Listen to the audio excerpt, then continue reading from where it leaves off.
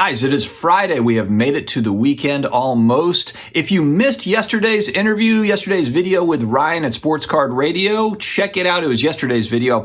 It was a good talk and hoping to have those guys back on again soon. All right, let's dive right in. Darren Ravel on the old Twitter machine tweeted out that Fanatics has officially entered into the sports betting space. This is something that we knew was coming, but didn't know if Fanatics was going to buy an existing site, create their own site, didn't know exactly how that was going to work. And it looks like it's going to be Fanatics Sports Books is going to be how it's branded. And it is going to be open in Maryland, it looks like, as the first state, because obviously sports betting legal in various states, illegal in others. So Maryland will be the first state starting in January 20th. Michael Ruman sold off his 10% share of the 76ers really for this purpose so that he could get in on this without it being kind of a conflict of interest. And so Fanatics and sports betting, it is going to become a thing as part of their overall offerings. Let me know what you think about this. And honestly, too, for audience that could be watching, is sports betting a big thing for you? Or do you place bets on games here and there or players? It's like derivatives. You know, it's like you can really place bets on anything these days. And so I get curious as to how many people are actually operating in that space. I think there's probably a fair amount. And so let me know in the comments below. Sports betting, for you, not for you?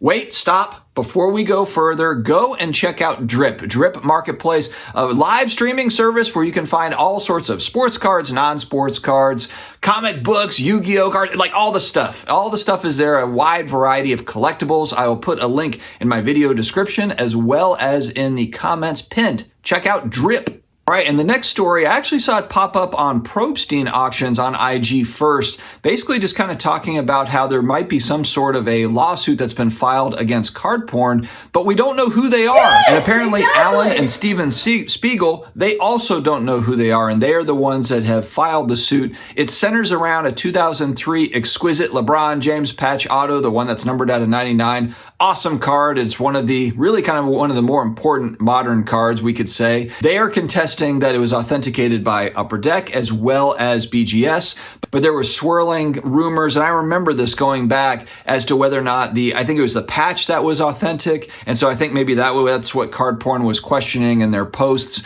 There's a lot to this, and so what I would say is definitely go to Paul Lesko's Twitter page because he really kind of breaks it down step by step. I'll put some of the screenshots up here to give you a little bit of an idea of kind of what was talked about, but it's worth taking a look at because it's just interesting stuff to where, you know, what happened was essentially is this card ended up being pulled off of a Golden auction. Ken Golden pulled it off because of the question marks around authenticity, but this thing was, I think the bidding was at like $600,000 or $700,000. It was expected to go for a couple $1,000,000. And so what the Spiegels are basically saying is that this had an effect on them financially. So they are looking for some sort of recourse here by the courts. It's one of those, again, it's a really interesting case because there's so many question marks around authenticity with patches, with autographs, with cards in general. We talked about it just a couple of days ago with scammers getting better and better with fake cards and fake slabs and fake patches and all that stuff. And a lot of that stuff is not new, especially fake patches. That's something that's been going back and back for a while. I've talked to longtime hobbyists that have told me like, hey, that 20 years ago, they were swapping out patches and that sort of thing. So it just makes the sports memorabilia space really tough. I think if you're someone that's coming in looking to,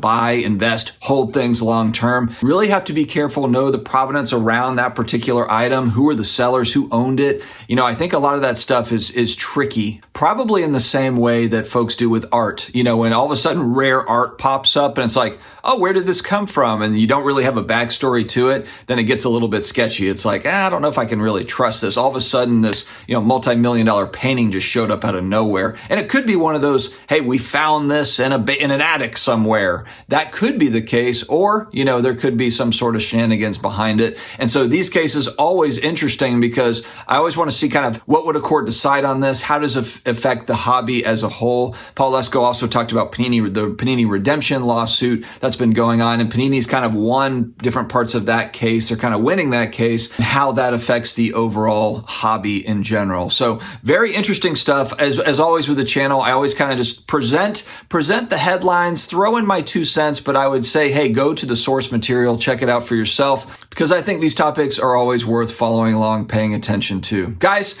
Have a killer weekend ahead. We've got playoff football. It should be a good time. Some great games ahead. Stay healthy, stay awesome, and I will talk to you again later.